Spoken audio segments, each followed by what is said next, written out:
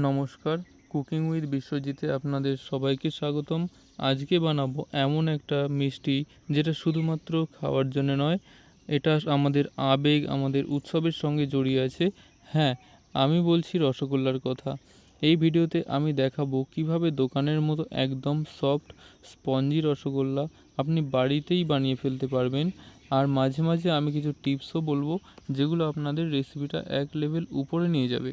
তাই ভিডিওটা শেষ পর্যন্ত দেখবেন। তাহলে দেরি না করে শুরু করা যাক।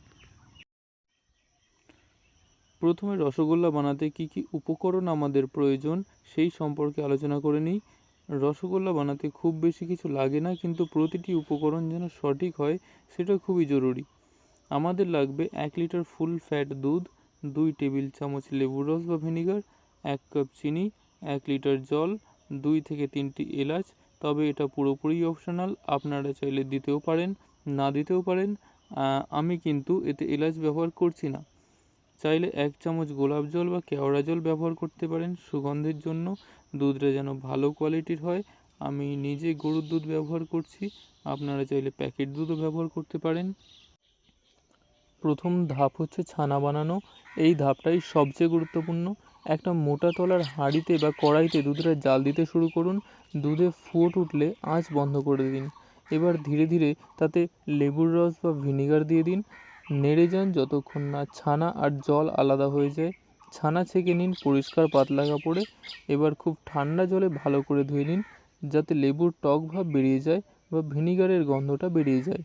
এই ধুয়ে নেওয়ার সময় কেউ কেউ শুধু একবার জল ঢালে, কিন্তু আমি বলি 2-3 বার ধোয়া ভালো, তাহলে টেস্ট নিখুঁত হয়। এরপর চেপে চেপে ছানার অতিরিক্ত জল ঝরিয়ে নিন। ছানা যেন বেশি শুকিয়ে না যায়, নইলে কিন্তু বল বানানোর সময় ফাটতে পারে।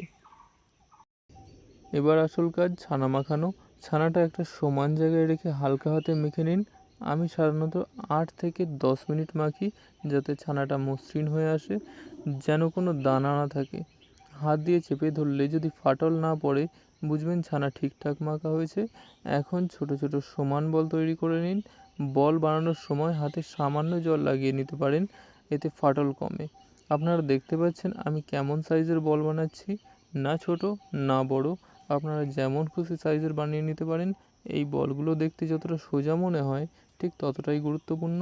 একটা বল ভালো মানে শেষে রসগোল্লাটা সফট হবে।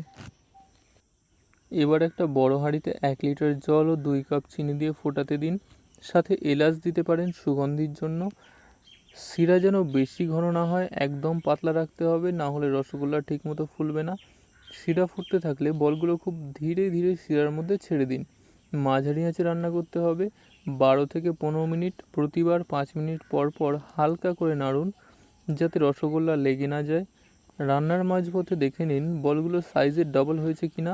ফুলে ওঠা মানে আপনার রসগোল্লা সঠিকভাবে তৈরি হচ্ছে। এবার কিছু টিপস বলি, যা আপনাকে রসগোল্লার মাস্টার করে তুলবে। 1. ছানা যেন অতিরিক্ত শুকিয়ে না যায় মাথায় রাখতে হবে, তাহলে বল বানানোর সময় অসুবিধা হবে। 2. বল বানানোর সময় ফাটল যেন না থাকে, সেটাও মাথায় রাখতে হবে। যদি বলে ফাটল থাকে তাহলে কিন্তু রসগোল্লা রান্নার সময় ফেটে যাবে। 3. শিরা যেন ফুটন্ত হয় আর পাতলা হয়, এটাও মাথায় রাখতে হবে। শিরা যদি ফুটন্ত আর পাতলা না হয়, তাহলে কিন্তু রসগোল্লা ফুলবে না। এবং 4. রান্নার সময় ঢাকনা দিয়ে ভাপাতে হবে। যদি ভাপান তাহলে অনেক তাড়াতাড়ি রসগোল্লাটা রান্না হয়ে যাবে। একটা সময় আমি নিজেও ব্যর্থ হয়েছিলাম, ছানা বেশি শুকিয়ে গিয়েছিল আর রসগোল্লাও শক্ত হয়েছিল, কিন্তু ভুলগুলো থেকেই তো আজকের এই রেসিপি। দেখুন আমাদের রসগোল্লাটা একদম তৈরি। একটা বল হাতে নিয়ে চাপ দিলেই বুঝতে পারছেন কি সুন্দর সফট আর স্পঞ্জি হয়েছে, ঠিক দোকানের মতো। এই রেসিপি যদি একবার করে দেখেন, নিশ্চিত বলছি আপনি বারবার এটা বানাতে চাইবেন। যদি ভিডিওটা ভালো লেগে থাকে তাহলে একটা লাইক দিন আর কমেন্ট করে জানান কেমন হলো। আর এরকম আরও মজার রেসিপি পেতে কুকিং উইথ বিশ্বজিৎ চ্যানেলটা সাবস্ক্রাইব করতে ভুলবেন না। পরের ভিডিওতে আবার দেখা হবে নতুন কোনো স্বাদের সঙ্গে। ততক্ষণ পর্যন্ত ভালো থাকুন, সুস্থ থাকুন, ধন্যবাদ।